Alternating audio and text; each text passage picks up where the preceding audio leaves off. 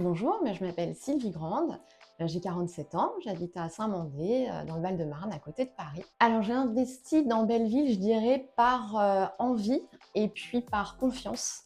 Par envie parce que moi, le secteur de l'immobilier solidaire, c'est vraiment un secteur auquel j'étais particulièrement sensible, surtout dans une période aujourd'hui où il devient vraiment difficile de se loger. J'avais d'ailleurs déjà fait des investissements en direct dans des foncières solidaires, mais qui étaient plus orientés sur du logement destiné à des populations précaires. Et là, avec Belleville, on était vraiment sur un autre projet de redonner de la vie et rénover des lieux de vie quotidienne. Et en fait, j'avais eu connaissance du projet des Halles de la Cartoucherie une fois qu'il arrivait à son terme, quand j'ai appris qu'il avait notamment été financé par l'épargne citoyenne. J'ai regretté de ne pas avoir pu y participer. Alors, quand j'ai vu que Belleville faisait une deuxième levée de fonds, à ce moment-là, c'était donc sur l'ITA, il y a un petit peu plus d'un an, j'ai vraiment souhaité pouvoir contribuer à cette levée de fonds et au projet à venir de Belleville.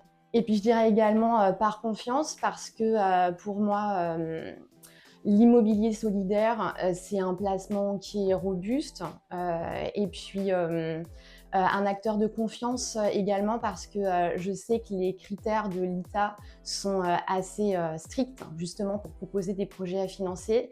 Je savais que la première levée de fonds de Belleville s'était très bien passée et arrivait d'ailleurs à échéance.